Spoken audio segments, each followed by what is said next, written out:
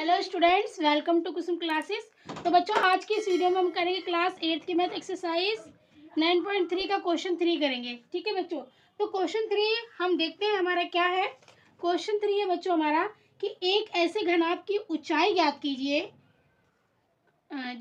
जिसके आधार का क्षेत्रफल 180 सेंटीमीटर है और जिसका आयतन 900 सेंटीमीटर क्यूब है। ठीक है बच्चों, देखिए बच्चों, ये हमारा एक घनाभ है, हमें इसकी ऊंचाई ज्ञात करनी है और इसके ये आधार का क्षेत्रफल जो बच्चों है वो कितना है, 180 सेंटीमीटर स्क्वायर है।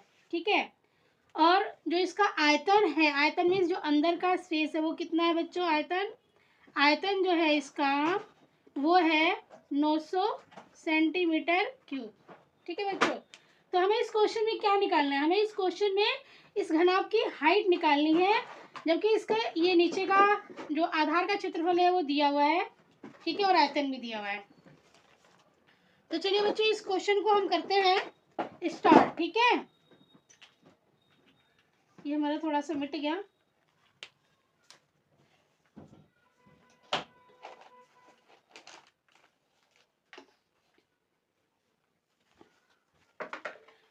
तो बच्चों देखिए, इस क्वेश्चन में हमें हाइट निकालनी है। ठीक है, अब यहाँ पर आपको देखने को मिल रहा है एक घनाभ है, घनाभ का चित्र है।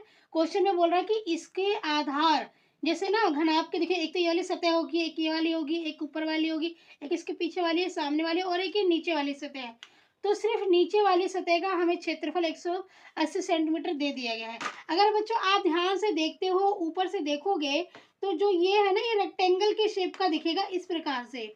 जो इसकी शेप है कुछ इस प्रकार से दिखेगी, है ना, आयत के आकार का ये दिखेगा आपको। ये वाली शेप जो है आयत के आकार की दिखेगी अगर आप ऊपर से देखते हो तो आयत का क्षेत्रफल यहाँ कितना दिया गया है, 180 सेंटीमीटर स्क्वायर। और इसका अगर आप फॉर्मूला देखें तो इसका फॉर्मूला होता है बच्चों, आयत के क्षेत्रफल का फॉर्मूला क्या होता है, लंबाई गुणे चौड़ाई। ठीक है, हमें यहाँ हाइट निकालनी, तो बच्चों चलिए हम इसे करते हैं। हमारा यहाँ से आंसर स्टार्ट है। ठीक है, आंसर 3 बच्चों हमारा, हम यहाँ लिखेंगे आधार, आधार का क्षेत्रफल, आधार का क्षेत्रफल कितना है, 180 सेंटीमीटर स्क्वायर है, 180 सेंटीमीटर स्क्वायर है। ठीक है, अब आधार का क्षेत्रफल 180 सेंटीमीटर स्क्वायर है। अब आधार के क्षेत्रफल का फार्मूला हम यहाँ पे क्या लिखेंगे, लंबाई गुणे ऊंचाई। हम लंबाई गुणे ऊंचाई नहीं बेटा, लंबाई गुणे चौड़ाई होगा, लंबाई गुणे हम चौड़ाई लिखेंगे। ठीक है, क्योंकि लंबाई गुणे चौड़ाई ही होता है। और देखिए ये आयत का हम क्यों यूज कर रहे हैं, क्योंकि जो इसका आधार है आयत की तरह है। तो हम आधार का क्षेत्रफल की जगह पे क्या लिखेंगे, लंबाई गुणे चौड़ाई बराबर में 180 सेंटीमीटर। ठीक है स्क्वायर। अब यहाँ पर देखिए बच्चों, लंबाई हमें नहीं दी गई है ना, और ना चौड़ाई दी गई है। यहाँ पर देखो बच्चों, लंबाई गुणे चौड़ाई किसके बराबर है, 180 के बराबर है ना। लंबाई गुणे चौड़ाई ये इसका सूत्र है, ये किसके बराबर है, 180 के बराबर है। ठीक है, मतलब ये बराबर है 180। अब हम घनाभ के आयतन, घनाभ का आयतन देख रहे हो ना, यहाँ पे लिखा हुआ है घनाभ का आयतन जो है बच्चों कितना है, 900 सेंटीमीटर क्यूब है। तो हम यहाँ लिख देंगे घनाभ का आयतन,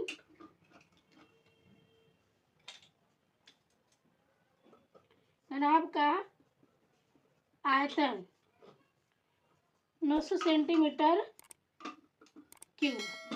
ठीक है बच्चों, अब घनाभ का आयतन का सूत्र इसमें हमें लगाना पड़ेगा, तभी इसका क्वेश्चन निकलेगा, आंसर निकलेगा। तो घनाभ का आयतन का फॉर्मूला क्या होता है बच्चों, लंबाई गुणे चौड़ाई गुणे ऊंचाई बराबर कितना हो गया, 900 सेंटीमीटर हो गया। अब देखिए ये लंबाई गुणे चौड़ाई, लंबाई गुणे चौड़ाई है ना, तो इसको हम 180 लिख सकते हैं, लंबाई गुणे चौड़ाई हम 180 लिख सकते हैं। 180 हमने लिख दिया, गुणे में हाइट बराबर में 900। ठीक है, तो h बराबर में 900 बटे में 180। अब एक जीरो से एक जीरो कट गया, 18 कम 18, 18 पंजे 90। अब हाइट हमारी कितनी हो गई, 5 सेंटीमीटर हो गई। हाइट हमारी कितनी आ गई, 5 सेंटीमीटर हो गई। तो ये हाइट हमारी कितनी आई बच्चों, 5 सेंटीमीटर आई है। कैसे आई है, 18 से 90 कट गया, 18 पंजे 90। ठीक है, तो ये बच्चों हमारा आंसर इसमें हो गया। ठीक है, उम्मीद करती हूँ समझ में आया होगा आपको।